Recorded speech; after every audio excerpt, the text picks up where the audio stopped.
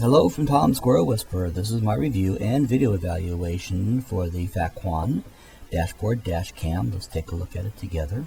First, the unfortunate thing here that they didn't have a spell check when they printed their box covers because of the spelling here, but as I went through and did the testing on the devices itself, it does operate much better than their spelling does. So let's take a look at the device, and it is probably the smallest and thinnest device as far as a dash cam that I have yet checked and tested, and here you can see it.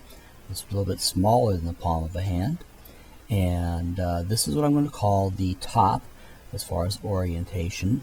It is where you will attach the window mount, and as we look on the top of it from left to right, you see that there's the audio video cable out, the HDMI out, the connector for attaching the window mount, and then you also have the connector for attaching the cigarette lighter power, or that is also where you attach the computer USB cable.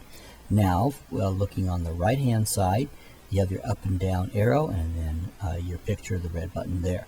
Now, on the left hand side of it is the top is the OK, the bottom is menu, and the center button is the triangle button with a exclamation point in it. We're not going to be covering that in this menu here. Okay, on the left hand side is the SD card, micro SD card you're going to put in there. Now when you attach it to your computer, this only happens when you attach it to your computer, this menu comes up. 3 choices: mass storage, PC camera, and video. If you select mass storage, then you can actually read the contents of your SD card, your micro SD card, on your computer. Just press OK on mass storage, and then your computer will come up, Windows 8, Windows 10, with an automatic window showing the contents, DCIM it will say, of the of what's on your SD card currently. And or you can go down, select PC camera, and it will make a PC camera out of your car cam, or you can go down to video, and it will turn your car cam into current video mode. You can just start shooting and recording onto your SD card. Now, if you are in video recording mode and you short press the menu button, it will take you into the settings, and your first selection is resolution. Of course, you want to start off at 1080p. The next one is the loop. Your loop is set for how many minutes of recording does each file want to be. Typical is 3 to 5 minutes, and that is that it will save the file every 3 to 5 minutes long. And the next is motion detection. So how hard of a hit does it want to do? If it gets a hard hit, it will save a file because of that. And then record audio. You'll see the in the upcoming presentation, you'll see that it records audio. You'll also be able to set date and time, and then auto power off, the beep sound, turning that on and off, and your language, your TV mode for the HDMI out.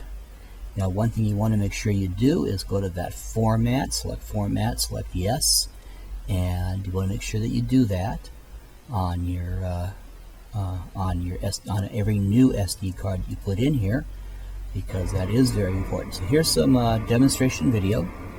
I'm going to be quiet so you can hear the background speaker.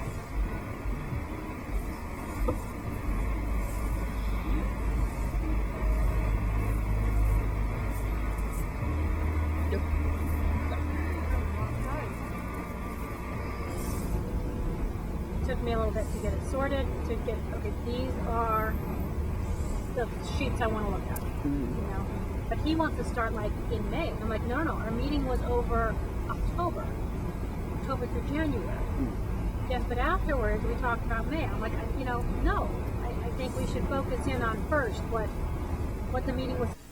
Okay, so that first set of viewing was in morning daylight, and that last set of viewing was at dusk darkness.